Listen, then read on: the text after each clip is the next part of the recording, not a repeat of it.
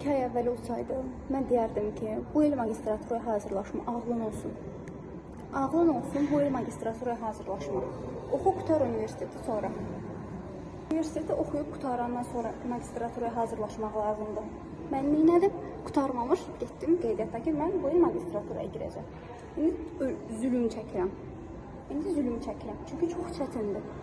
Onsuz da magistratura hazırlığı başlı başına bir vaxt tələb eləyən, beyin, əqli, zəhmət tələb eləyən bir məsələdir. Hələ bir universitetdə oxuyuq ya bunu eləmək. Vəbşi çətindir. Çox daha çətindir. Yəni, normal olaraq pedagogikada diqqətin paylanması deyilən bir şey var. Sən bir şey, hər şey yarım elib qoymağın mənası yoxdur. Yəni, mən əgər 2 ay əvvəl bu halımı görsəydim, mən deyərdim ki, mən hazırlaşmıram.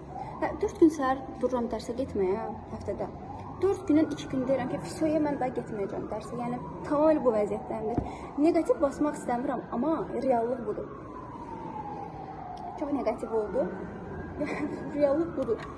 Çox çətindir. Xüsusən də humanitarlar üçün ümumiyyətlə çətindir. Məntiq var. Məntiq hamısı riyaziyyatdır, demək olar ki, rəqəmlərdir, yəni.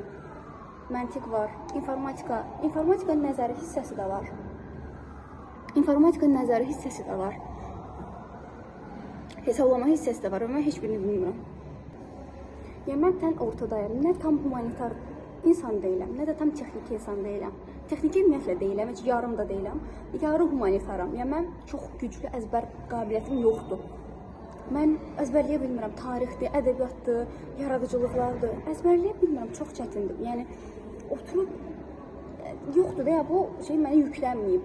Yəni, normal bir şeydir, yəni, güncəlləmə vaxtı bu mənə gəlməyib, yəni. Və o qədər çətindir ki, var olan şeyi əzbərləmək, nəzəriyyəni əzbərləmək o qədər çətindir ki, yəni, mən məsəl üçün dil öyrənəndə belə bu qədər çətinlik yaşamıram, dil öyrənəndə.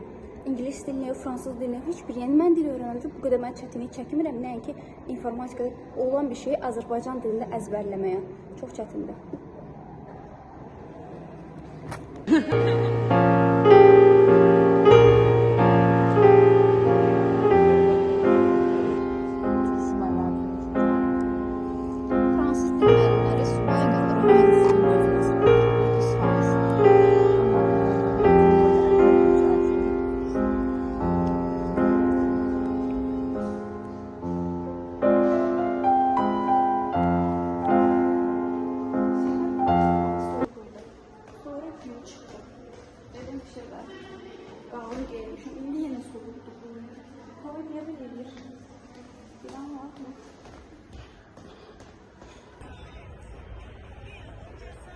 Yəni, gedib evdə dərs oxuyum deyə dərsə girmədim.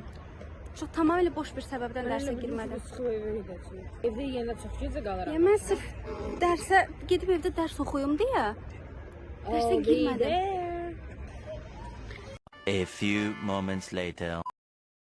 Sırf evə gedib dərs oxuyacağımı düşündüm deyə mən axırıncı dərsə girmədim. Zəngin vurulmağına 10 dəqiqə qalıb, mən hələ universitetdən bayıra çıxmamışam. Niyə belə elədim mən? Kim girdi qanıma? Dərsək ki, çay oxuyun.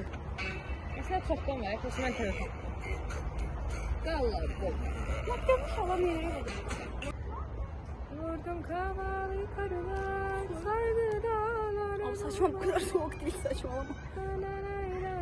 Ne? Bu kadar soğukdur, başımı bağladım. Yağış yağacaq. Mən evdən çıxanda zontik götürdüm ki, bugün yağış yağacaq, yağmalıdır. Evə qədər yağış yağmasa, çox pis şeylər baş verəcək. Yağış duaz edəcəm. Tezli zontik almışam evdən. Allah öyle.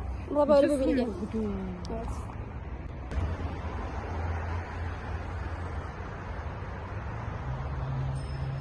Soyuqdur.